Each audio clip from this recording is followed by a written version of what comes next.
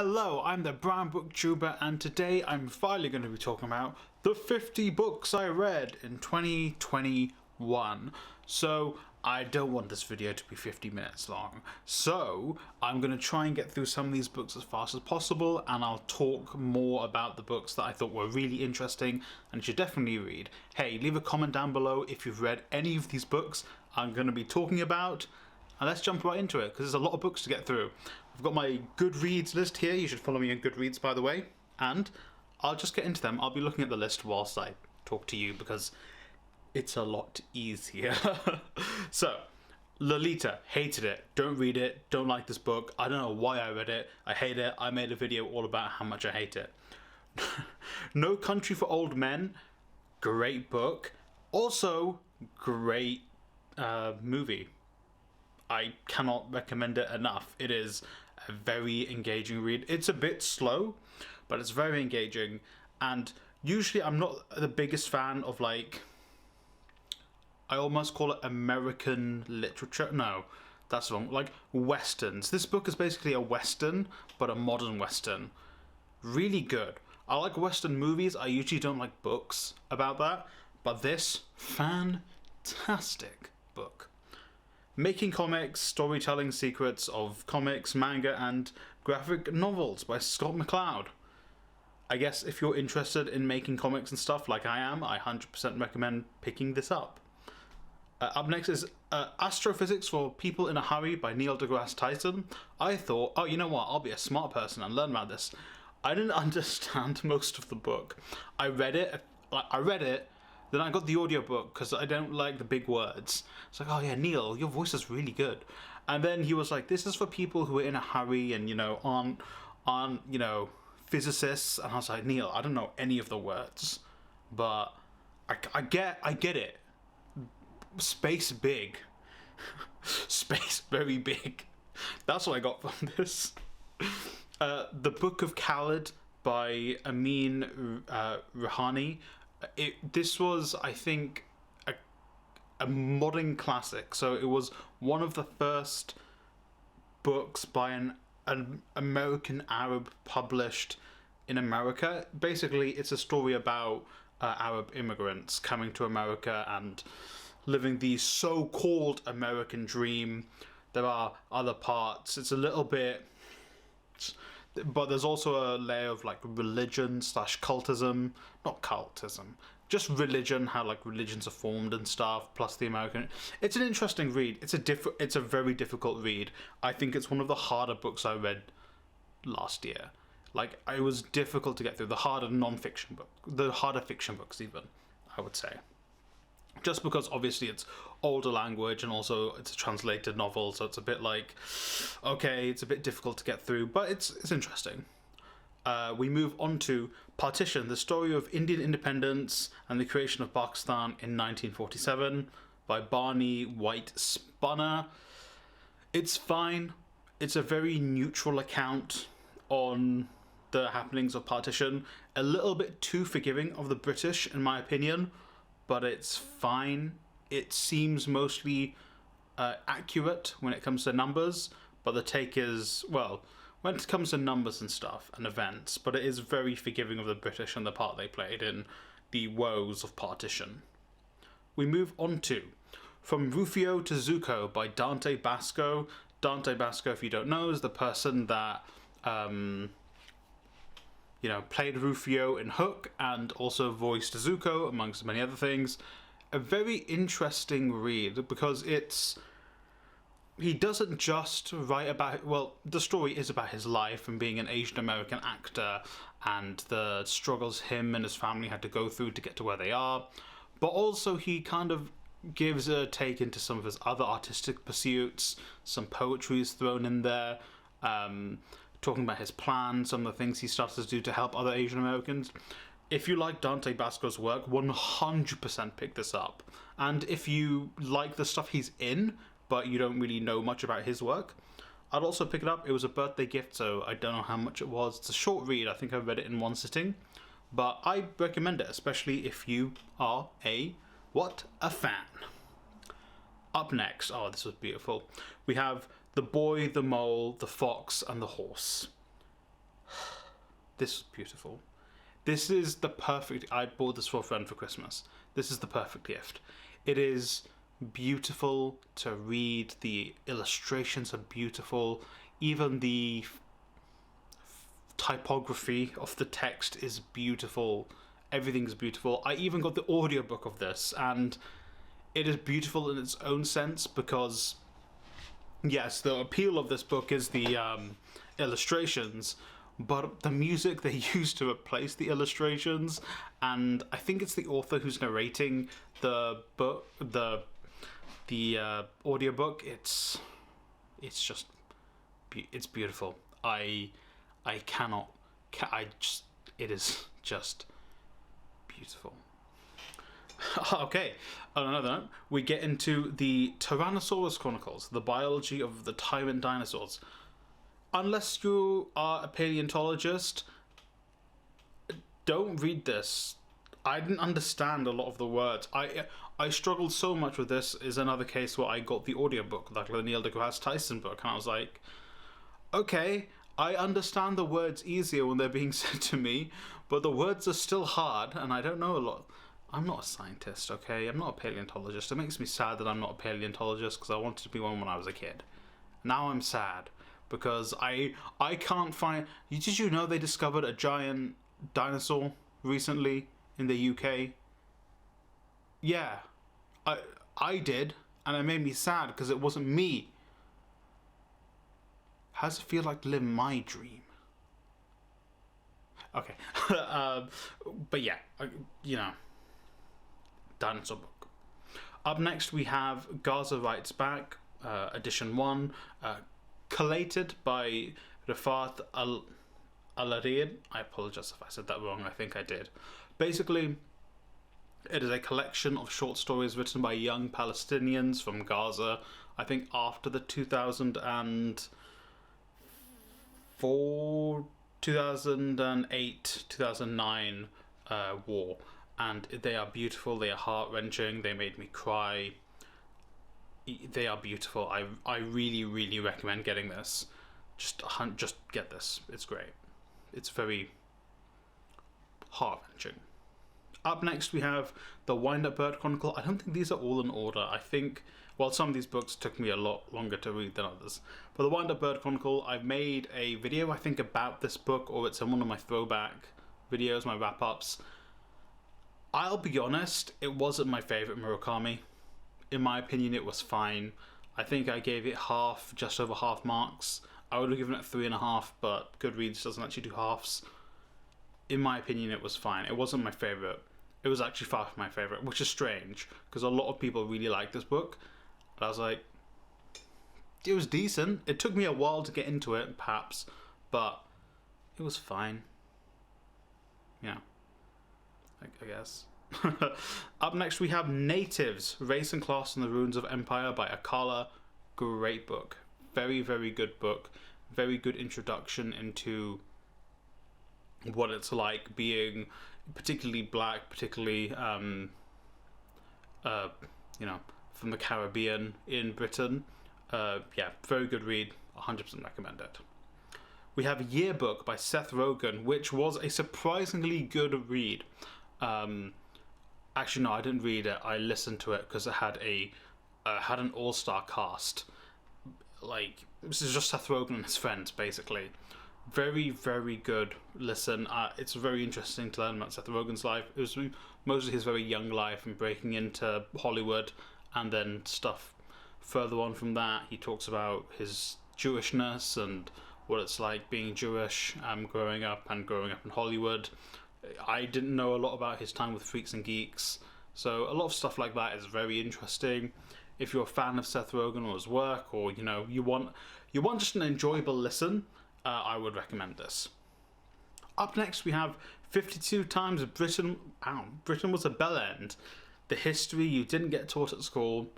This is just a funny little book about, well, I use funny very loosely because some of the stuff that is discussed is abhorrent, but the way it's presented to you is meant to be somewhat funny. So yeah, by James Felton, prolific tweeter as I know him. I'm sure he does a lot of other things than tweet, but I mostly know him through Twitter. Follow me on Twitter. The Midnight Library by Matt Haig. I put off getting this book for so long because I like Matt Haig books. So to be honest, I only read the other one, The Unexpected Something of the Dog in the Night. The one that's a play now. Yeah, I surprisingly liked it. I mean, I shouldn't have been surprised because Matt Haig is a good author, but it's usually not my kind of book anymore. Like, I read Unexpected Dog Dying Thing in the past. I read that when I was very young, which is why that appealed to me. And I was like, oh, that kind of book doesn't appeal to me anymore. But good book. Very not life-changing, I don't think. Not in my opinion, not the greatest work ever made, but it was a good book. I enjoyed it. It was an interesting premise. It's not a wholly new premise, but the way the premise went about itself was interesting, to say the least. Then, In the Presence of Absence by Mahmoud Darwish, a collection of poems by the acclaimed poet. There's nothing more for me to say. If you are interested in poetry and particular Palestinian poetry, get it. Jokes for the Gunman, which I think I have here. Oh goodness. Let's just fix you guys. That's staying in. I call that dynamic editing. I'm playing around. Anyway, I'm pretty sure I have this book here. It's a collection of short stories by a Palestinian Icelandic author, I believe. Some of them are good, some of them leave a little bit to be desired, to say the least. Then we have Where the Line is Drawn, Crossing the Boundary into Occupied Palestine by Raja Shahade. I'm pretty sure I also spoke about this book in a video. Very good book, very interesting to get the take of a person who is from Palestine, living as a Palestinian.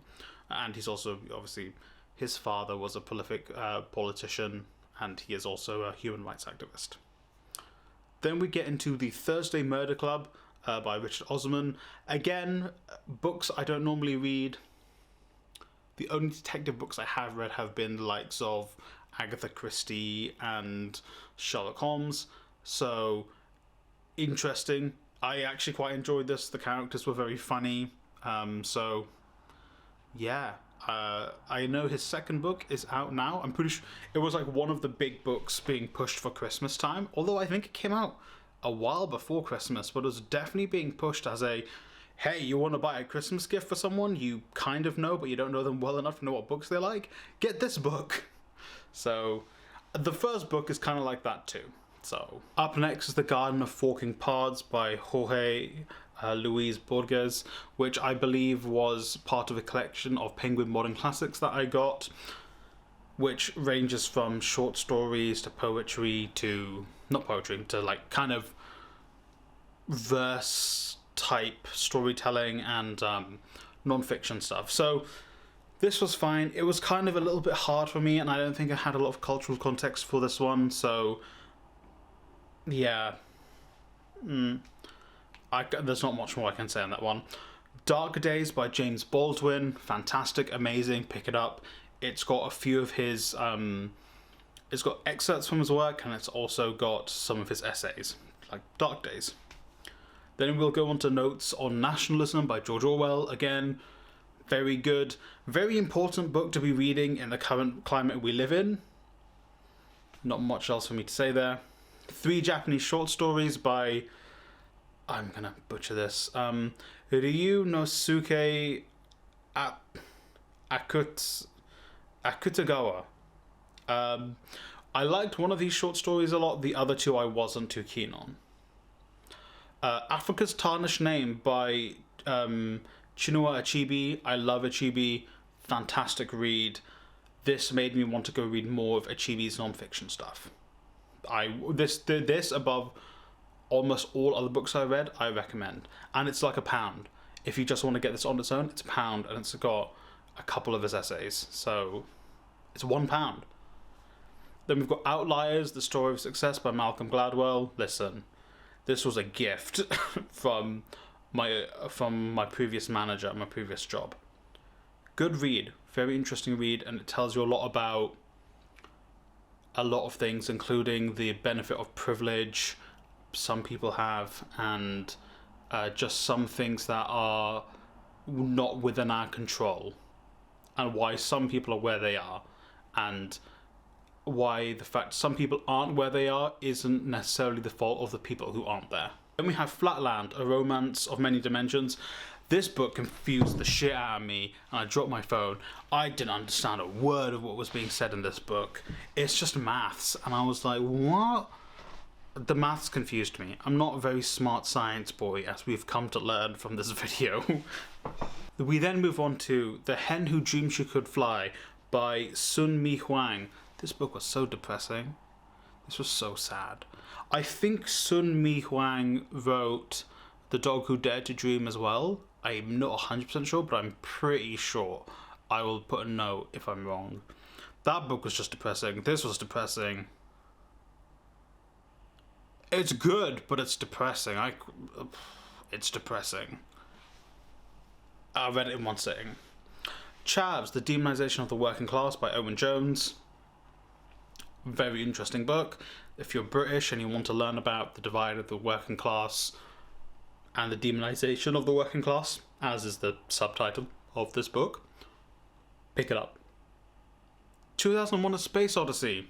What I say is just watch the movie, because the book is not as good as the movie. Just watch the movie. And the movie is like, it's fine. The movie's not amazing, but it's fine. Just watch the movie. Then we have a dictionary of haiku. Yes, I read a whole dictionary of haikus. What can I say? It's a dictionary of haikus. Then I read Palestine by Joe Sacco. Technically a graphic novel, but I'm counting it. Very good. I read this as part of the Palestine, reading about Palestine challenge, or challenge for lack of a better word, that I did, which was very interesting, and I learned a lot about Palestine as someone who's already read up on Palestine a bit.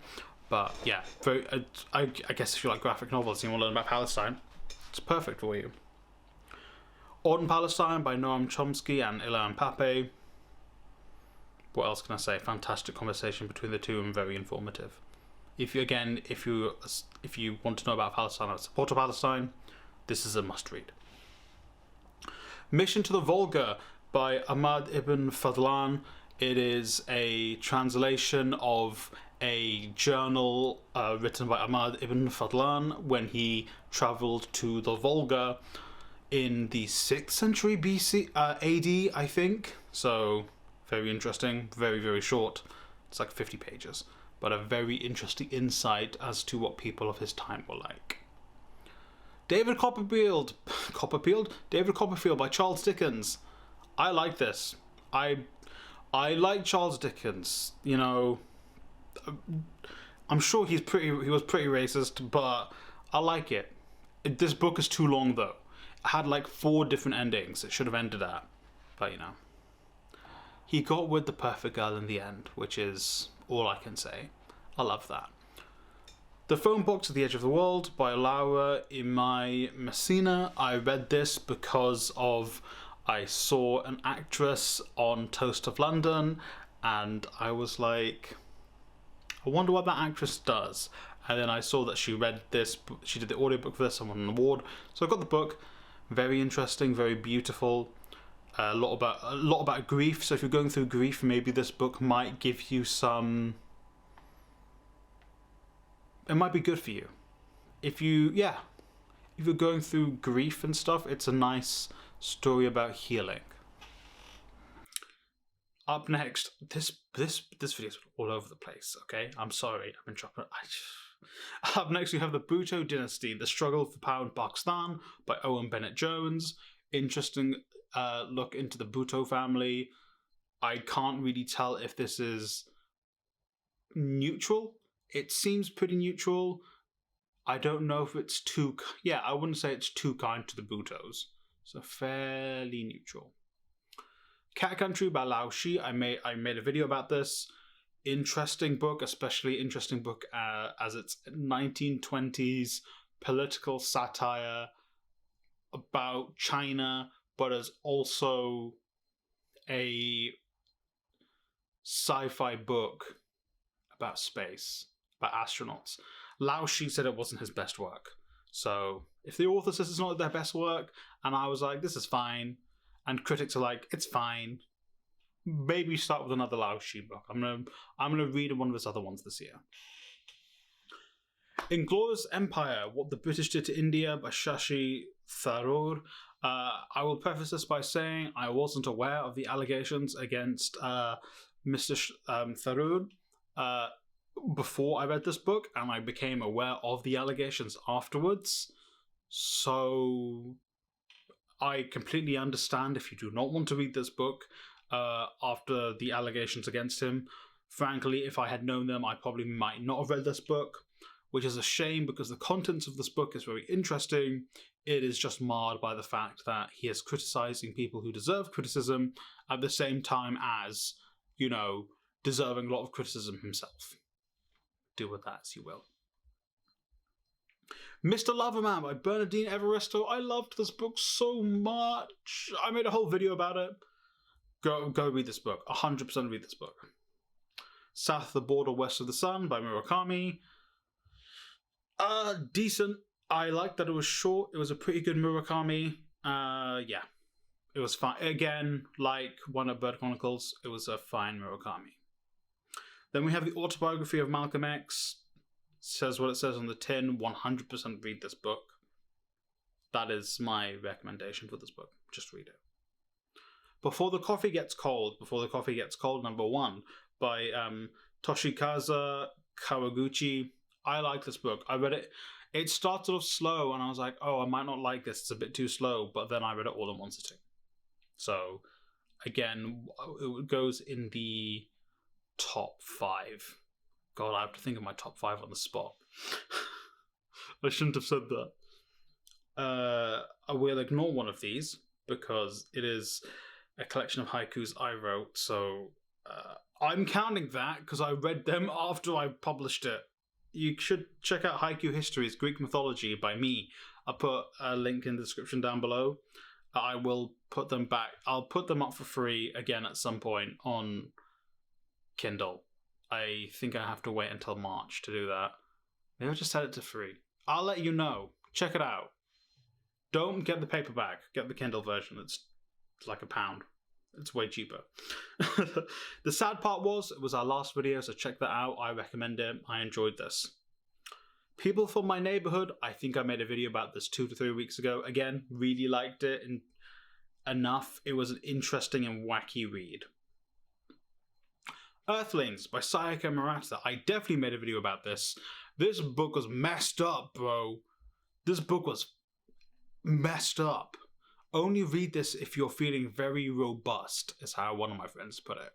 And I would say read this if you're feeling robust, and you'll still be like, what the hell did I just read? That's a good review. Up next, we're getting to the end. We're in our last 3 books. We have My Son the Fanatic by Hanif Qureshi. I don't know, it's a short story. It was like 25 pages. It was fine.